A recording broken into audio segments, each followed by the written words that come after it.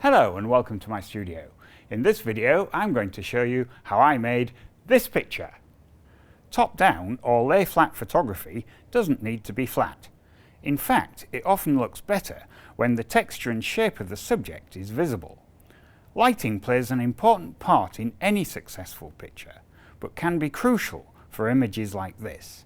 And in this video I'm going to show you exactly how I did it. Okay, so this is what I've got set up so far. I've got my table here as usual, and I've put a piece of black cloth on the top of it. So this is where I'm going to put the subject. So this is the subject. So I've got this old piece of wood, and on here I've placed a few items, and this is going to form my flat lay. The only thing is, if I do it like this on a table this high, by the time I have the camera up here somewhere, it's going to be very difficult just to look through the viewfinder apart from anything else. So I need to change this a little. There we are, that's a bit better. What I've actually done is put the subject on a box on the floor. And by doing it like this, I've got a lot more control over the height where I can put the camera, and it'll still be reasonably accessible. Okay, so the next thing to do is to place the camera. So I'm going to need a tripod for this. So what I'm going to do is just use this tripod and just place it over the top of the subject. Something like that. There we are. So with that in position, next thing to do would be to put the camera on the top. So I'm using this medium format camera, but you can do this with any type of camera really. I've got a macro lens on the front here. This is a 120mm macro lens, but on a medium format camera. Therefore, the same field of view can be achieved with a full frame format camera with a 70mm lens. Right, so we just pop this on the top of the tripod here. There, and do make sure that it's locked on properly, because the next thing you're going to do is obviously just turn it to a vertical orientation, like that. Now with this tripod, with the geared head, I can accurately position that so it's actually straight down. Something like that. Okay, now this camera, as you may have noticed, is tethered into Capture One software. That makes it a lot easier to do everything else regarding this type of photography really. By having it tethered, I have full remote control over the camera. So for instance, if I wanted to focus it, I can just use the controls on here and just press the autofocus button. There we go. And now I can just take a test image just with the settings that I've got on the camera at the moment. Now they're all mirrored in the software here, so at the moment it's in full manual mode. I have a shutter speed of 1/60th of a second, ISO 400, and the aperture is at f4, which is wide open for this lens, so the depth of field will be a little limited. Okay, so with those settings, I'll grab an image just with the house lights and see what I get. So this is just meant as a test really. And there we are. You can see from that the exposure's not too bad for a test image. The focus leaves a little to be desired, but it is only for a test. So what I want to do now is reset the parameters so that I cut out all of this light that I've used for the test exposure, so that any light which I add from a flash will be the only light which affects the subject. So the first thing I'm going to do is just lower the ISO to something like 100. I'll put the shutter speed on the flash sync speed for this camera, which is 1/125th of a second. And I'll change the aperture to something more realistic. I think probably 11 or 16. Let's go for f16. So with these new settings, what I'll do now is grab an image and hopefully it will have cut out all of the house lights. And there you are. It's cut out all of the house lights. We still have some highlights on here from the house lights. And the only way to get rid of those, because they're specular, is to actually turn the lights out. Okay, so we'll do that a little later. So now I know that I'm safe to carry on and place a flash. So in order to light this, what I want to do is just light it directionally, so I'm bringing out the texture and the height of the various items that's on the board here. So what I'm going to do is place a flash around here somewhere. So here we are, I have this small flash head in this C stand. I'm just going to arrange it so that it's vaguely pointing at the subject, something like that. There we are. Now I have a small reflector on here, just as a spill kill really. So with the flash just set at an arbitrary energy level, I'll grab an image and see what we get.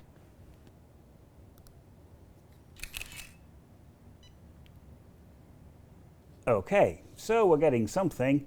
It's not particularly well lit. I think it needs another stop or two. So I'll add 2 stops of energy to this light, and with that we'll just grab it again and see what it looks like now. Yes, that's brought the exposure up. The focus point still isn't set right. We'll come back to that in a moment. But also you can see that we've got some fairly nasty highlights on here, and the whole quality of light isn't particularly good. So what I want to do is add some diffusion material between the light and the subject. So here we are, I've got some 216 diffusion material, and I'm just putting it on this C stand, and we'll just roll that out between the light and the subject. There we go, something like that. And you should be able to see from this that the material is relatively close. It's only just outside of the shot. Right, so with that in place, let's grab it again and see what difference it makes. And immediately you should be able to see the difference. So now we've got rid of those highlights and we have this graduation, which looks considerably better. So this is what we had before, and this is what we've got now. So that's definitely getting there. And also the quality of the shadows is much better. We still have enough texture in here, I think, but the shadows are a lot softer.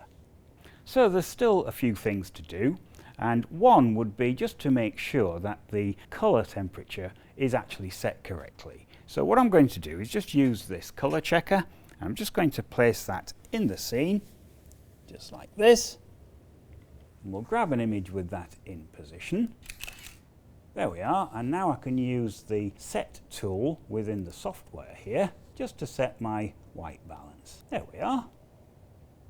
So with that exercise done, I can remove the colour checker from the scene and we can address the focus. So to do that, what I'm going to do is just go into live view. So if I just start up live view, there we are. Now I have the live view set on here so that when I'm using it, it will go to the minimum aperture. So it's gone to f4, which will give me a very narrow depth of field, which is very useful for checking focus and so on. So what I'm going to do is just zoom into maybe this area here, and you can see that the background is in perfect focus, but the foreground here is way out. So I need to move the focus point a little nearer. So if I just use the controls here, if I go too far, you see this will go too far out of focus. So let's just take that back a little.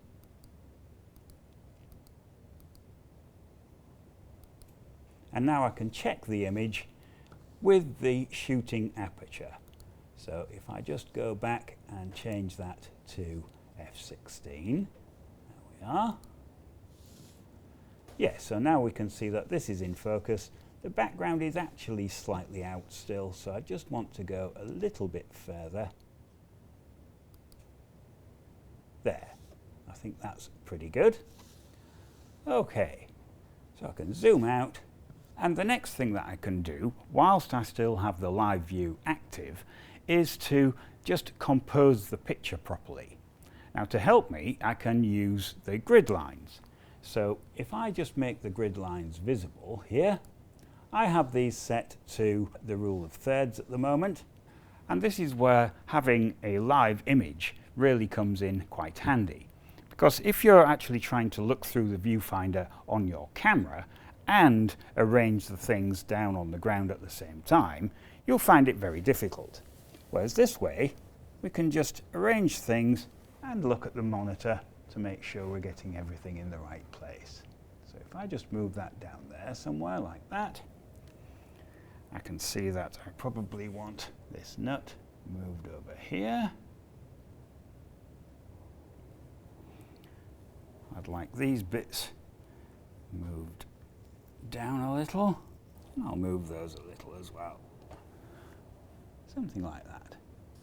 There we are. With that, I can just get rid of live view and just grab an image. And there we are. We can see that this is really starting to come together now. So before we did all those adjustments, we had that, and now we have this. So the colour is better, and also we have a much better focus.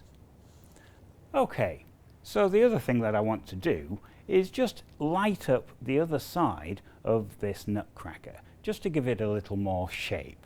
And the way I'm going to do that is just with a reflector. So this is just a piece of card, and I'm just going to place this in the scene, something like that.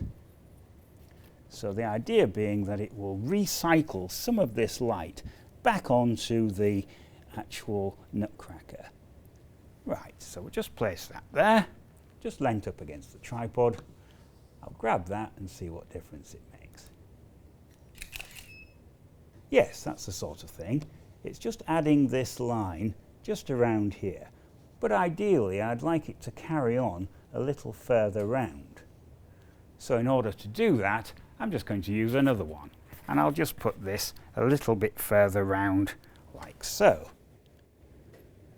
There we are. So with that in position, let's grab that and see what it looks like now. Yes, that's the sort of thing. And it does make quite a large difference. So with no reflectors, that's what we had. And with both reflectors in position, this is what we've got. We still have these highlights caused by the house lights. So the next thing to do will be to turn the house lights out. So if I now grab this, it should get rid of those distractions. There. Excellent. So this is what we had before, and this is what we've got now. Okay, so with that, that's the actual image captured.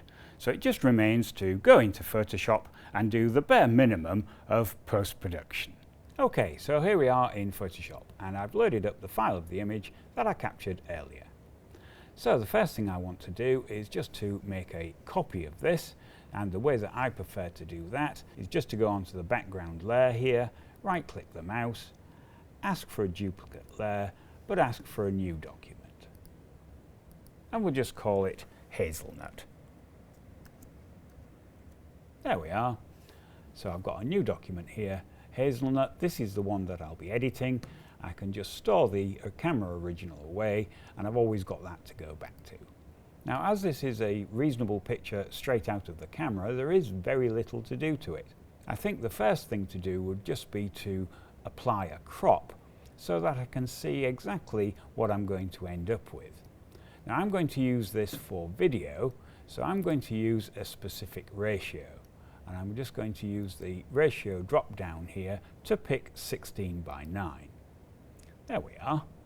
And now I can just adjust this until I'm happy with the composition.